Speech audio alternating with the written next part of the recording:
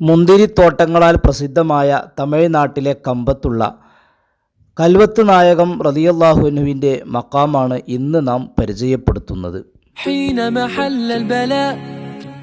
جئت إليك ذليلا أناجي من لي غيرك ربي يسمع مني شكوى حينما حل البلاء جئت إليك Raza VPR YouTube ചാനലിൻ്റെ 347-ാമത്തെ episode. Kottayam ജില്ലയിലെ തങ്ങൾപ്പാറ മഖാമ് സിയാറത്തിന് ശേഷം നേരെ ഞങ്ങൾ പോയത് കമ്പത്തുള്ള മുന്തിരിത്തോട്ടം കാണാനായിരുന്നു. തമിഴ്നാട്ടിലെ കമ്പത്ത് അത് മനോഹരമായ മുന്തിരിത്തോട്ടങ്ങളൊക്കെ കണ്ട് കമ്പത്തുള്ള ബഹുമാനപ്പെട്ട കൽവത്ത് നായകം അംബാനായകം റളിയല്ലാഹു അൻഹുവിൻ്റെ മഖ്ബറ സിയാറത്ത് ചെയ്യാനാണ് ഇപ്പോൾ എത്തിയിട്ടുള്ളത്.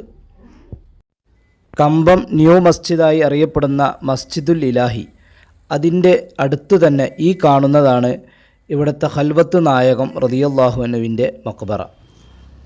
ബഹുമാനപ്പെട്ട അബ്ദുറഹ്മാൻ ബിൻ ഔഫ് റളിയല്ലാഹു അൻഹുവിൻ്റെ സന്താന പരമ്പരയിലുള്ള മഹാന്മാരാണ് ഇവിടെ അന്ത്യവിശ്രമം കൊള്ളുന്നത്.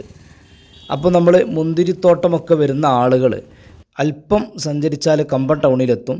ആ കമ്പം ടൗണിൽ തന്നെയാണ് ഈ മഖ്ബറ ഉള്ളത്. ഇവിടെയാണ് ബഹുമാനപ്പെട്ടവരുടെ മഖ്ബറ സ്ഥിതി ചെയ്യുന്നത്. അള്ളാഹു ഈ മഹാൻ്റെ ദറജ ഉയർത്തി കൊടുക്കുമാറാകട്ടെ. ഇവിടെ തന്നെ അബ്ദുറഹ്മാൻ ബിൻ ഔഫ് റളിയല്ലാഹു അൻഹു അവരുടെ വാള് ഹബീബായ മുത്തുനബി സല്ലല്ലാഹു അലൈഹി വസല്ലമ തങ്ങളുടെ ഷഅറ മുബാറക്ക്, നഅല മുബാറക്കിൻ്റെ കഷ്ണം തുടങ്ങിയിട്ട് 100 കണക്കിന് വരുന്ന റസൂലുള്ളാഹി തങ്ങളുടെ ഷഅറ മുബാറക്കടക്കം ഒരുപാട് മഹാരഥന്മാരുടെ ആസാറുകൾ ഇവിടെ ഒരു വീട്ടിൽ സൂക്ഷിച്ച് വെച്ചിട്ടുണ്ട്. ഇവിടെ വന്നാൽ നിങ്ങൾക്കത് കാണാൻ കഴിയും. അള്ളാഹു ഈ മഹാന്മാരുടെയൊക്കെ ദറജ ഉയർത്തി കൊടുക്കുമാറാകട്ടെ.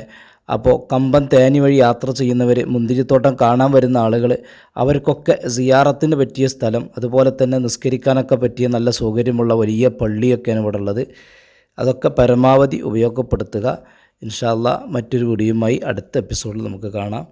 നമ്മുടെ ചാനൽ നിങ്ങൾ സബ്സ്ക്രൈബ് ചെയ്ത് വീഡിയോസുകളൊക്കെ പരമാവധി ആളുകളിലേക്ക് ഷെയർ ചെയ്യുക. അസ്സലാമു അലൈക്കും വറഹ്മത്തുള്ളാഹി വബറകാതുഹു.